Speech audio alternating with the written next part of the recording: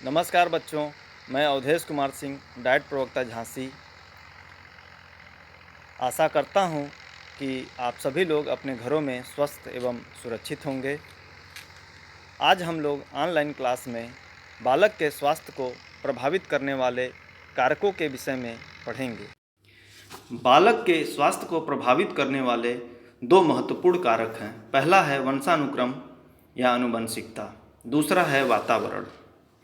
वंशानुक्रम या आनुवंशिकता गुणों का एक पीढ़ी से दूसरे पीढ़ी तक स्थानांतरण होने तक की प्रक्रिया ही वंशानुक्रम कहलाता है। इसमें बालक के अंदर शरीर का कद, बनावट एवं शारीरिक विकास की गति वंश परंपरा से बालक को प्राप्त होता है। आँख, बालों का रंग, सिर और नाक की बनावट, शारीरिक शक्ति और साहस पैतृक संपत्ति की तरह बालक को अपने माता पिता से प्राप्त होता है। दूसरा पॉइंट है वातावरण। वातावरण का बालक के स्वास्थ्य पर सीधा प्रभाव पड़ता है। जन्म से पहले, जन्म के समय और जन्म के बाद शिशु के शारीरिक विकास को वातावरण प्रभावित करता है।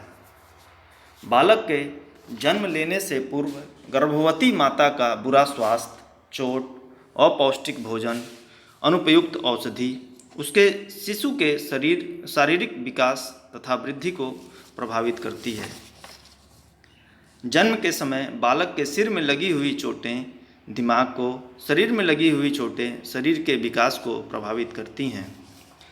जन्म के पश्चात बालक के घर की अवस्था, पौष्टिक भोजन, माता पिता की आदतें एवं परिवार में सदस्यों की संख्या उसकी शारीरिक वृद्धि पर असर डालती है।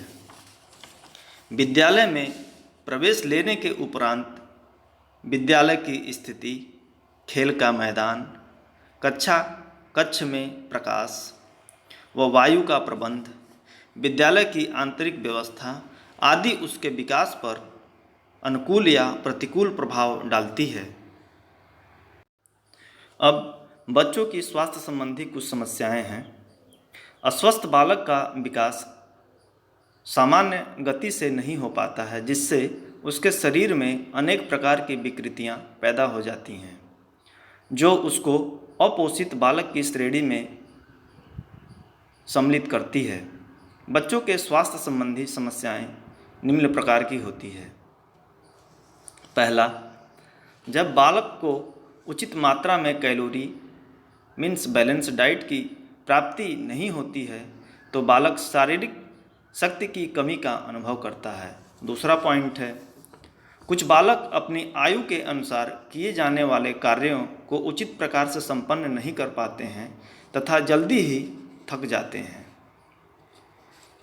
तीसरा पॉइंट है, अस्वस्थ बालकों का भार सामान्य बालकों की तुलना में कम होता है तथा भार का यह अंतर तब तक बना रहता है जब तक कि बालक को उचित पोषण न मिले।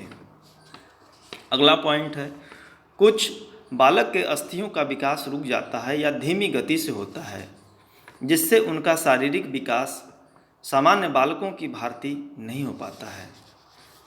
पांचवा पॉइंट, कुछ बालकों की मांसपेशियां पूर्णतः स्वस्थ एवं सुदृढ़ नहीं हो पाती हैं, इसलिए उन्हें कौशलात्मक कार्य करने में कठिनाई का अनुभव करना पड़ता है।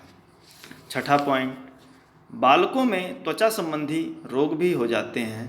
त्वचा में कोमलता के स्थान पर खुरदुरापन आ जाता है। सातवां पॉइंट, कुछ बच्चों की ज्ञानेंद्रियां सामान्य बच्चों की भांति कार्य नहीं करती हैं।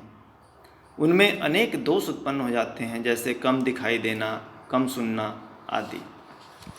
आठवां पॉइंट है, अस्वस्थ बालकों का मानसिक विकास मंद गति से होता है, जिससे बालक सामान्य बालकों से बौद्धिक कार्य करने में पीछे रहता है। नौवां पॉइंट, कुछ बालकों में रोग प्रतिरोधक क्षमता कम हो जाती है, जिससे बालक अनेक प्रकार के रोगों से ग्रसित हो जाता है। अंतिम पॉइंट, स्वास्थ्य समस्या के रूप में बालकों में रक्त की कमी हो जाती है तथा पाचन तंत्र भी बिगड़ जाता है। जैसा कि बच्चों, आज हम लोग बालक के स्वास्थ्य को प्रभावित करने वाले कारक और बच्चों की स्वास्थ्य संबंधी समस्याओं के विषय में हम लोग चर्चा किए हैं। आशा करता हूँ कि आप सभी लोगों को अच्छी तरह से समझ में आया होगा। धन्यवाद। नमस्कार।